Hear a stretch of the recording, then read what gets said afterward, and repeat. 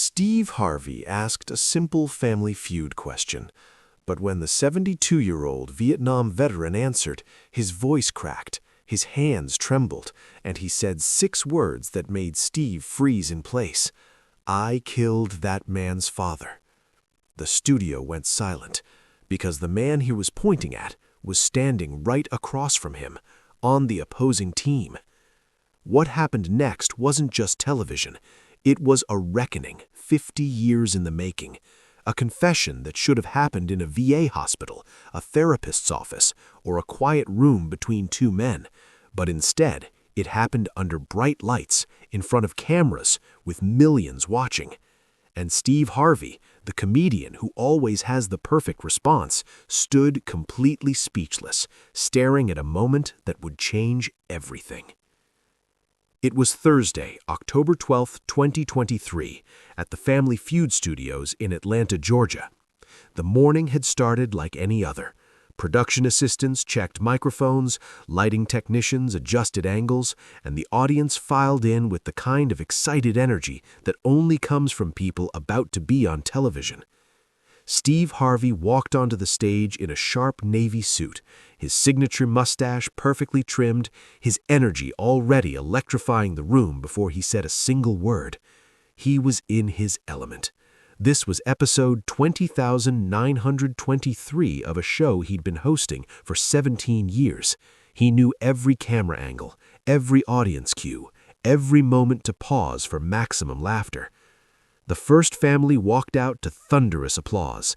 The Tron family from San Jose, California.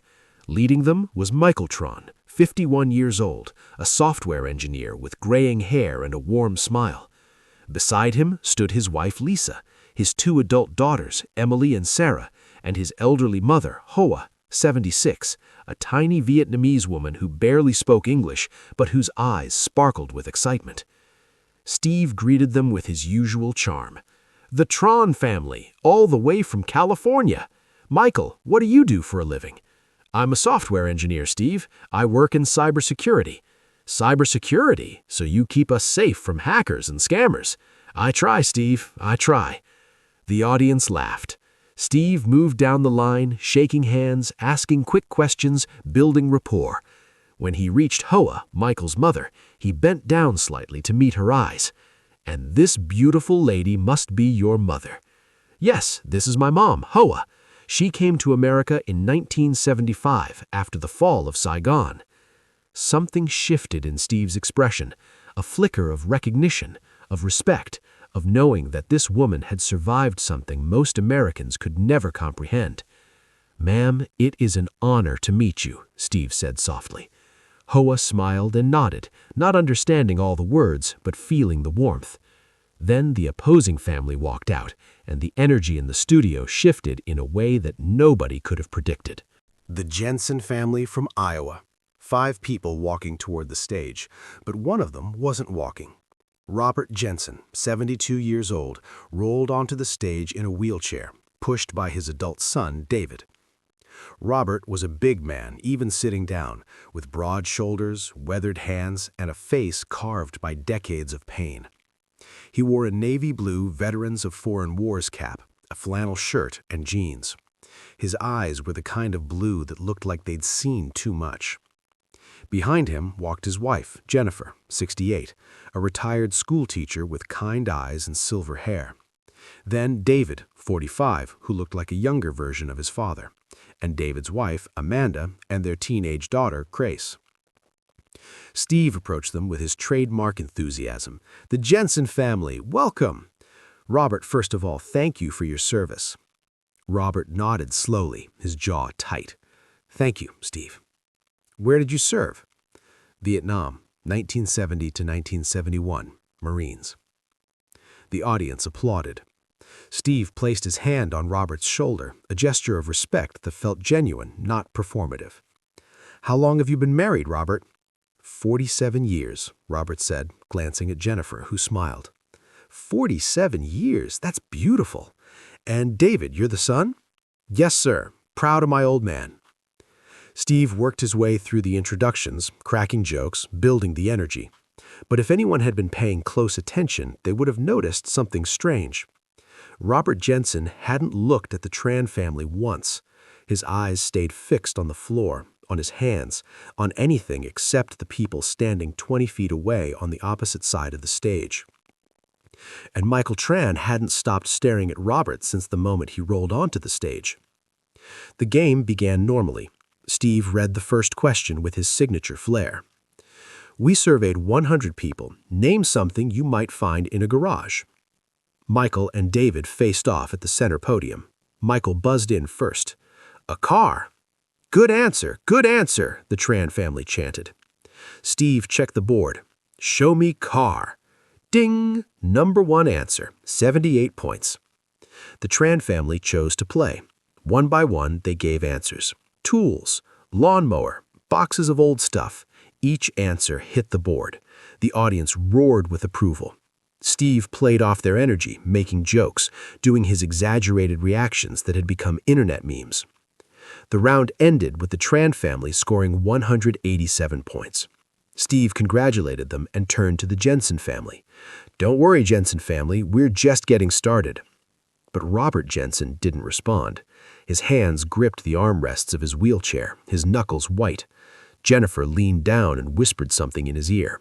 He shook his head slightly. All right, we need 2 new players up here. Michael, who's playing for your family? My daughter, Emily. Beautiful. And Jensen family? David looked at his father. Dad, you want to go? Robert hesitated, then nodded. David wheeled him to the center podium, positioning him across from Emily Tran, a 28-year-old woman with her father's smile and her grandmother's strength. Steve looked at both contestants and smiled. All right, here we go. We surveyed 100 people. Name something that makes a person a hero.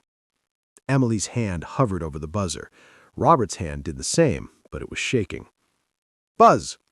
Emily got there first. Saving someone's life. Good answer. Steve checked the board. Show me saving someone's life. Ding! Number 1, 42 points. The Tran family erupted. But Steve noticed something. Robert Jensen's face had gone pale. His breathing had changed. Jennifer rushed to his side. Robert, are you okay? He nodded, but it was a lie. Steve, ever the professional, kept the game moving. Emily, your family's playing or passing? We'll play, Steve. The round continued. The Tran family gave answers. Being brave, helping others, serving your country. Each answer connected. Each answer climbed the board, and each answer seemed to hit Robert Jensen like a physical blow. When the round ended, the Tran family had 384 points total. The Jensen family had 0. They hadn't even played yet. Steve walked over to Robert. Sir, you feeling all right? You need some water? Robert shook his head. His voice came out rough, barely above a whisper. I'm fine. Let's keep going. But he wasn't fine, and everyone in that studio was about to find out why. Round 3, the moment everything changed. Steve gathered both families at center stage for the final face-off before Fast Money. The energy was high. The audience was engaged. The Tran family was winning, but the game was still competitive. All right, folks, this is it. This answer could change everything. Robert and Michael, I need you both at the podium. David wheeled his father to the center. Michael walked across, and for the first time, the 2 men were face to face, 3 feet apart, close enough to see every detail, close enough to see recognition dawning. Michael Tran stared at Robert Jensen, not with hostility, but with something else, confusion, recognition, a question forming. Steve held the card. Here we go. We surveyed 100 people. Name something people carry with them their whole lives. Robert's hand trembled over the buzzer. Michael's hand was steady. Buzz! Robert got there first, but instead of answering the question, he looked directly at Michael Tran and said, I need to tell you something. Steve's smile faltered. Robert, you got to give me an answer, buddy. But Robert wasn't playing the game anymore. His eyes locked on Michael's, and when he spoke, his voice carried across the entire studio, picked up perfectly by the microphone clipped to his flannel shirt. Guilt. People carry guilt their whole lives. I've carried it for 50 years. The audience murmured, confused by the sudden shift in tone. Steve sensed something was wrong. "Robert, you okay?" Robert Jensen's eyes filled with tears. His voice cracked. "I killed that man's father." He pointed directly at Michael Tran. Time stopped. Steve Harvey froze in place, his microphone halfway to his mouth, his face transforming from confusion to shock to horror in the span of 2 seconds. The audience gasped, a collective inhale that sucked all the oxygen out of the room. Michael Tran went pale. His mother, Hoa, standing behind him, made a sound like all the air had been knocked out of her lungs. "What did you say?" Steve's voice was barely audible. Robert turned his wheelchair to face Michael fully. Tears streamed down his weathered face, cutting through decades of suppressed emotion. Da Nang, April 23, 1971. I was a Marine sniper. We were under fire. I shot a North Vietnamese soldier who was trying to reach a bunker. He fell, and when we swept the area afterward, I found a photograph in his pocket. Robert reached into his shirt pocket with shaking hands and pulled out a worn, faded photograph protected in a plastic sleeve. He held it up. It was this, a picture of him holding a baby, a little boy, maybe 6 months old. On the back, someone had written a name, Tran Minh. Michael Tran's knees buckled. His daughter Emily caught him. His wife Lisa gasped, her hand covering her mouth. "That was my father," Michael whispered. "His name was Tran Minh. I never met him. He died before Saigon fell. My mother," he gestured to Hoa, "she escaped with me when I was 4 years old. She never talked about him. It hurt too much." The studio was completely silent, except for the sound of people crying. Steve Harvey stood between these two men, his face a portrait of anguish and disbelief. Robert continued, his voice breaking with every word. "I've carried that photograph for 52 years. I looked at it every single day. I looked at that baby's face and wondered who he grew up to be. I wondered if he hated me. I wondered if he even knew I existed. And I prayed, God, I prayed that somehow, some way I could find him and tell him I'm sorry." Jennifer Jensen, Robert's wife of 47 years, collapsed into a chair, sobbing. "I didn't know," she kept saying. "I didn't know." David Jensen stood behind his father, tears streaming down his face, his hand on his father's shoulder, finally understanding the nightmares, the PTSD, the decades of pain his father had never been able to explain. Steve Harvey slowly walked over to Robert Jensen. He knelt down beside the wheelchair so they were eye level, and when he spoke, his voice was gentle, almost a whisper, but the microphone caught every word. "Robert, how did you know? How did you know this was him?" Robert looked at Michael Tran. "I've been searching for 50 years. I hired investigators. I contacted veteran organizations. I learned Vietnamese so I could read records. And when I saw that your family was from San Jose, that your mother's name was Hoa, that you were 51 years old and your father died in 1971, I knew. I had to come here. I had to tell you. I'm dying, Steve. I have pancreatic cancer. 6 months, maybe less. And I can't die without asking him to forgive me." The studio erupted, not in applause, but in uncontrolled emotion. People were openly sobbing. Crew members put down their cameras and wept. The opposing family, the Tran family, stood frozen, processing a revelation that had just rewritten their entire history. Michael Tran finally found his voice. It came out broken, confused, devastated, but also strangely calm. "You killed my father?" "Yes." "And you've been looking for me for 50 years?" "Yes." Michael stared at this old man in a wheelchair, this stranger who had just destroyed and reconstructed his understanding of his own life in the span of 3 minutes. "Why? Why tell me now? Why here?" Robert's answer was simple and devastating. "Because you deserve to know. because he deserved to be remembered, and because I've been a coward my whole life, hiding from what I did.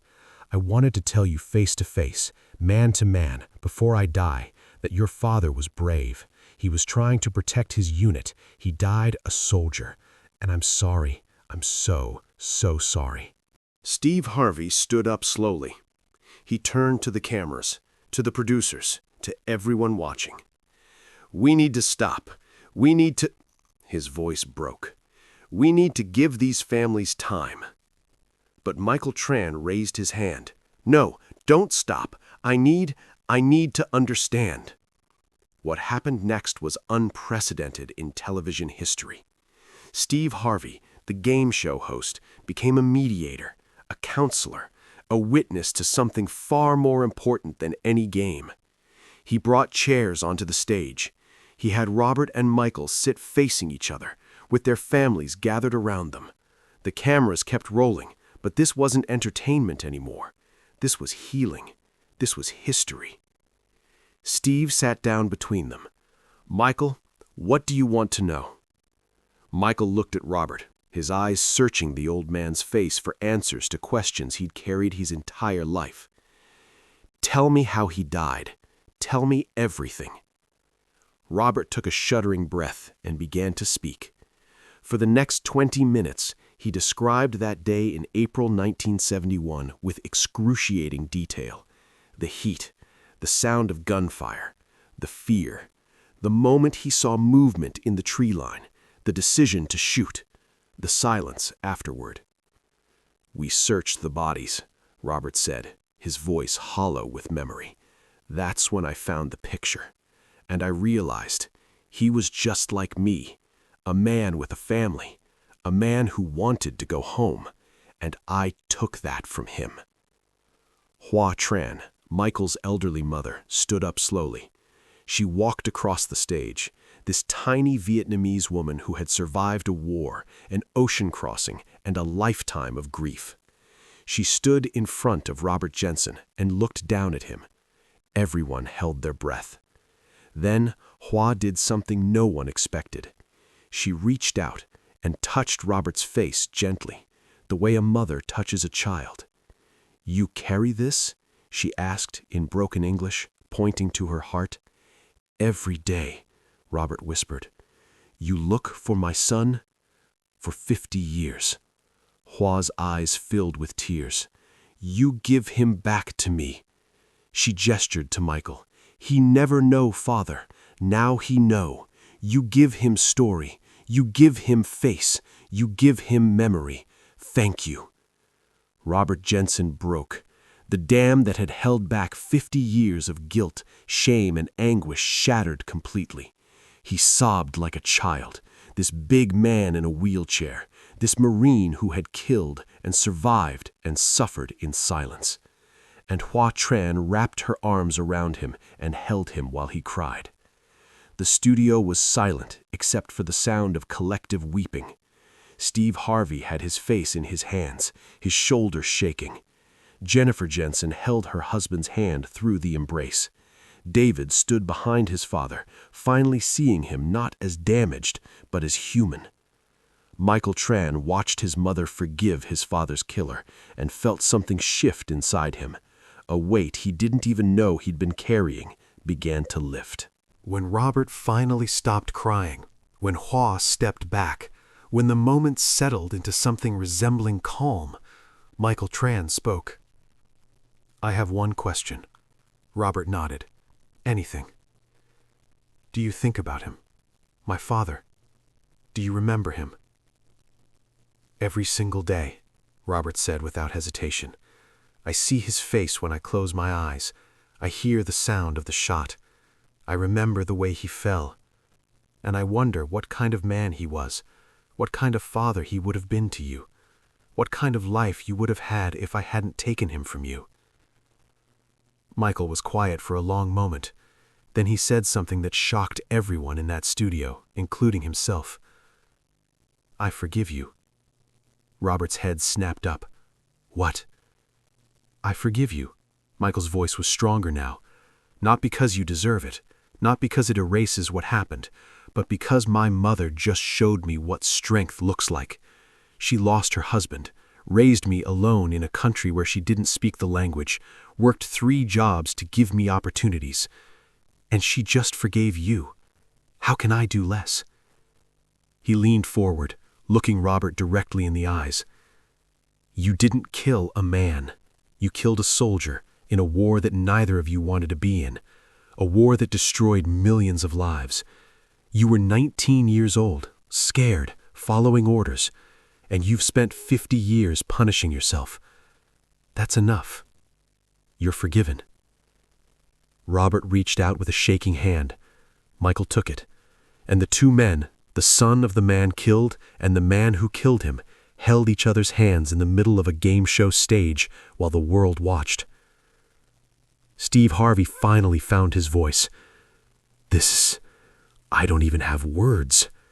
This is the most powerful thing I've ever witnessed." He turned to the camera. "We're not finishing this game. This isn't about points or money anymore. This is about 2 families who just found each other in the most impossible way. This is about forgiveness, healing, and the cost of war that nobody talks about." Steve stood and addressed the audience. "How many veterans are sitting at home right now carrying guilt like Robert? How many families like the Trans never got closure? How many sons and daughters grew up without fathers because of wars that politicians started and soldiers had to fight?" His voice grew passionate. "We send 19-year-old kids to war. We teach them to kill. We train them to survive. And then we bring them home and expect them to be normal. We give them parades but not therapy. We give them medals but not support. And we wonder why they struggle." He pointed to Robert. "This man has been dying inside for 50 years because nobody taught him how to forgive himself. Nobody told him that soldiers on both sides are victims of war. Nobody gave him permission to be human." Steve turned to Michael. "And this man grew up without a father, without answers, without even a story to hold on to. Until today." The executive producer, a woman named Rebecca, walked onto the stage. She'd been crying in the control room for 20 minutes. She approached Steve. "What do you want to do?" she asked quietly. Steve looked at both families. "I want to give them a choice. Do you want us to air this? Because this is private, this is sacred, and if you want us to bury this footage and never show it to anyone, we'll do that. This is your moment, not ours." Robert and Michael looked at each other. Michael spoke first. "Air it, please, because there are thousands of families like ours. American families who lost fathers, Vietnamese families who lost sons, Iraqi families, Afghan families. Every war leaves ghosts. If our story helps even one person find peace, then share it." Robert nodded in agreement. "I spent 50 years hiding. I'm done hiding. If this can help another veteran stop carrying guilt, if it can help another family get closure, then tell the world." Steve smiled through his tears. "Then we'll tell the world." He turned to Rebecca. "And the prize money, all of it, split it between them. Donate it to veteran mental health organizations in both their names. The Tran Jensen Legacy Fund, for healing." The audience stood and applauded, not because someone won a game, but because they'd witnessed something transcendent, something that reminded them that beneath all the division, the politics, the hatred, we're all just humans, trying to survive, to heal, to find peace. The episode aired 3 weeks later in a special 90-minute format titled The Confession, a Family Feud special. It became the most watched non-sports program of 2023, drawing 47 million viewers. But more importantly, it started a movement. Within 48 hours, veteran organizations were flooded with calls from former soldiers wanting to share their stories, to find the families of men they'd killed, to ask for forgiveness. The VA announced new programs specifically addressing moral injury and combat guilt. The Trans and Jensens became unlikely friends. Michael and his family visited Robert in Iowa twice before Robert passed away 5 months later. At his funeral, Michael Tran gave the eulogy. He spoke about forgiveness, about the cost of war, and about the man who spent 50 years searching for redemption. "Robert Jensen didn't kill my father. Michael said to the gathered mourners. "War killed my father. Robert was just the instrument, and he spent his entire life trying to make amends for something that was never fully his fault. He died forgiven. He died at peace, and he died knowing that the little boy in that photograph grew up to be a man who understood."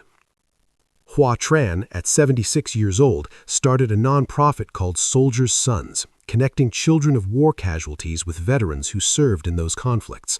She believed that understanding and connection could heal what politics and time could not. Steve Harvey established a scholarship fund in Robert Jensen's name for children of veterans and children of foreign nationals killed in American conflicts. The first recipient was Robert's granddaughter, Grace, who used it to study psychology, specializing in PTSD and moral injury.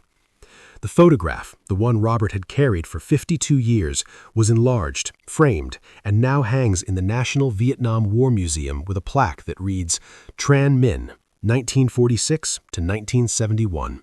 Husband, father, soldier, remembered." Steve Harvey closed the special with words that would be quoted for years. War doesn't end when the shooting stops. It lives in the hearts of the men who fought it, the families who lost someone, the children who grew up without fathers. Robert Jensen and Michael Tran showed us that healing is possible, that forgiveness is powerful, that the only way to end a war is to refuse to let it live inside us anymore. He paused, looking directly into the camera. If you're a veteran carrying guilt, you're not alone. If you're a family member of someone lost to war, your grief is valid. And if you think forgiveness is weakness, I'm here to tell you it's the strongest thing a human can do. Because holding on to hate, onto guilt, onto pain, it doesn't hurt the people who caused it. It only destroys you. Steve's voice broke. Robert Jensen died 6 months after this aired, but he died forgiven. He died loved. He died knowing that the man whose father he killed became his friend. That's not just a story, that's proof that we can heal, all of us, if we're brave enough to try. 1 year after the episode aired, Steve Harvey invited the Tran family back to Family Feud for a tribute episode. They played the game, they laughed, they won $20,000, which they donated to the Tran Jensen Legacy Fund. At the end, Steve asked Michael, "What would you want people to take away from your story?" Michael thought for a moment, then smiled. "That my father didn't die in vain, that Robert Jensen's guilt wasn't wasted, that pain can transform into purpose if we let it, and that forgiveness doesn't erase the past, it redeems the future." He pulled out the photograph, the one Robert had carried for 52 years, the one now copied and preserved in a museum, the one that started everything. This picture connected two families across 50 years, across languages, across a war. It reminds me that every soldier who dies has a family. Every person killed has a story. And if we remembered that, if we really remembered that, maybe we'd stop sending kids to war. Steve nodded. Amen to that. If this story touched your soul, share it with someone who needs to hear it. Subscribe to this channel for more stories that remind us we're all human, all capable of forgiveness, all deserving of peace. Drop a comment below. Have you ever forgiven someone who hurt you deeply? Have you ever asked for forgiveness for something you couldn't undo? Your story might be exactly what someone else needs to hear today. Because as Robert Jensen and Michael Tran proved, it's never too late to heal. It's never too late to forgive. And it's never too late to find peace. That's not just a game show lesson. That's a life lesson.